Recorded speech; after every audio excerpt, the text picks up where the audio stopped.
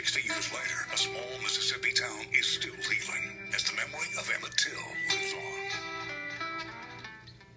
Well, an African-American teen murdered in Mississippi is being remembered nearly 60 years after his death. The Emmett Till Interpretive Center just opened its doors in Sumner, Mississippi.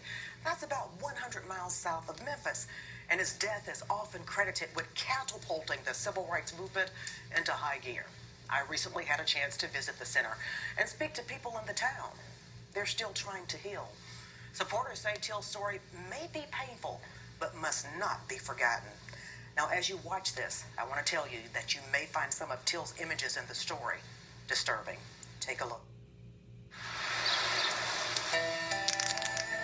Sumner, Mississippi is a small town, population 400. Emmett Till was not murdered there, but it is where his killers were tried, and where tourists and school students will now come to learn how his death contributed to the civil rights movement. There were a lot of Emmett Tills throughout Mississippi, throughout the South, throughout the country. Years after his death,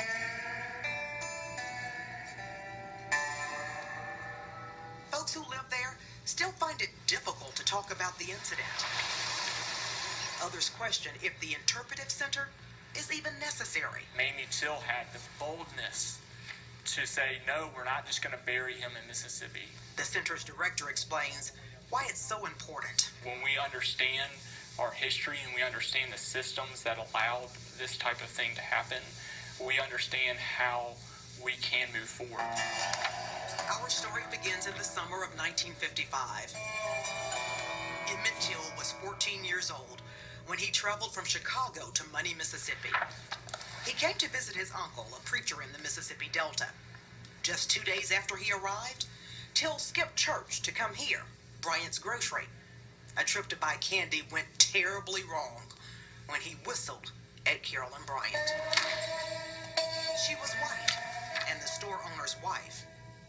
That whistle stirred up racism in the Deep South and sounded the alarm for a national civil rights movement. You see, in the Deep South, it was forbidden for black men to talk to white women. It was forbidden, really, for black men to even look at white women. But Emmett Till, he was a boy who knew nothing about the forbidden fruits of Mississippi. Hours after Till whistled at Carolyn Bryant, her husband, Roy Bryant, and his half-brother, J.W. Milam, decided the teen should be taught a lesson. In the middle of the night, they burst into his uncle's home, put a sheet over Till's head, and threw him into the back of a pickup truck. They drove Till to a barn in Drew, Mississippi. They beat and pistol whipped him. Next, they drove him to a shed behind Milam's home, which used to sit here in Glendora, Mississippi. They beat him some more, gouged out one of his eyes before shooting him in the head. They tied a 70-pound cotton gin fan around his neck and threw his body into the Tallahatchie River. Days later, fishermen found Till's body, bruised and disfigured, only recognizable by a ring on his finger. Roy Bryant and Milam were indicted for murder. The courthouse was packed for their trial. The all-white male jury acquitted them, said they did not believe white men should be given life in prison for killing a black man. Those men who sat in that chair didn't think they were doing anything wrong. Back in Chicago, Emmett Till's mother requested an open casket funeral. She wanted the world to see what happened to her son.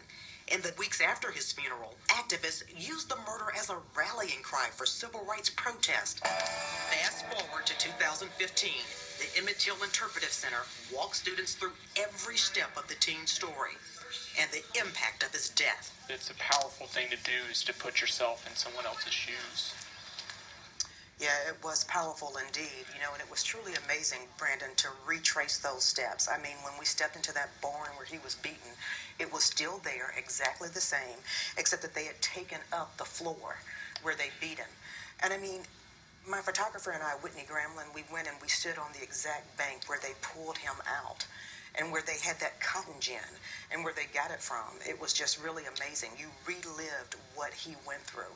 So it was pretty amazing. And just some, ugly history. But we were talking before the newscast, and really over the last few weeks as you've been investing so much time and effort into this, and you say you came to find that people are still tight-lipped about this. I mean, was it hard to find people to talk about it? Well, they would talk off camera. Yeah. No one wanted to talk on camera. I'm talking people as young as 20 years old to a man who was 80 years old who actually worked on Brian and Milam's truck that they threw Emmett Till into.